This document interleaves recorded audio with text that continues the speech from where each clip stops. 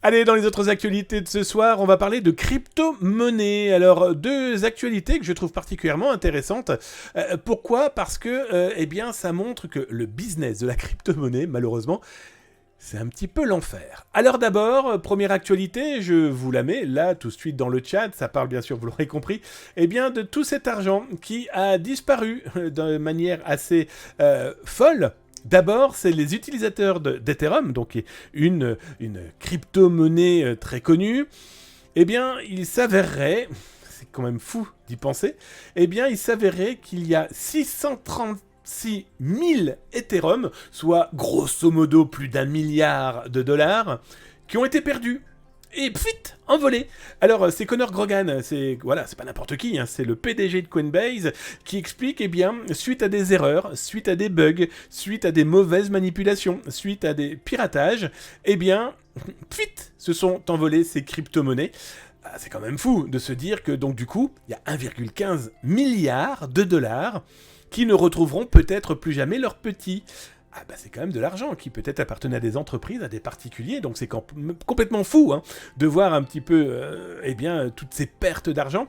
On vous parle même pas de failles. D'ailleurs, je vous ai remis dans cet article que vous pouvez retrouver là hein, sur Twitch, mais bien sûr sur YouTube et sur Zataz, eh bien, des failles qui ont été corrigées pour certaines il n'y a pas si longtemps que ça.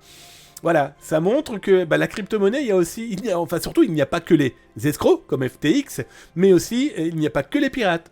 Non, il y a aussi le bug. Et autant dire qu'un bug à 1,15 milliard de dollars, ça pique. Alors il y a un autre truc qui pique, c'est de se faire arrêter pour avoir mis en place des escroqueries.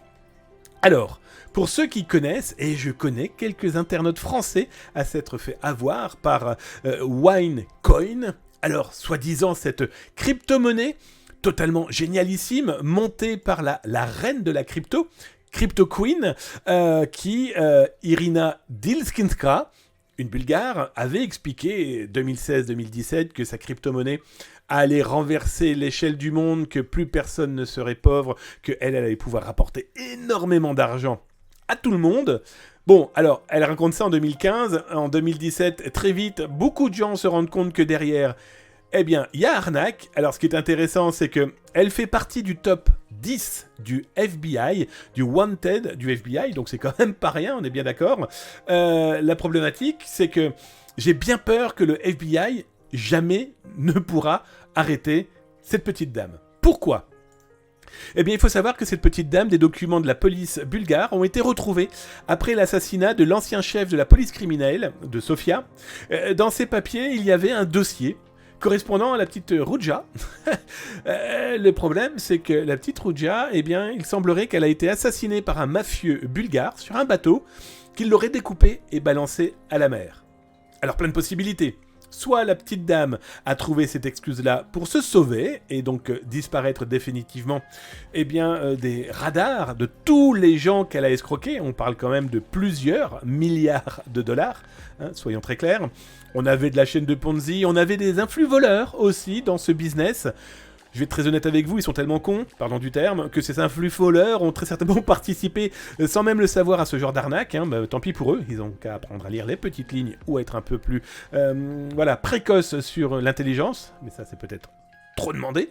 Toujours est-il que la Ruja Ignatova, la patronne de OnCoin, a disparu.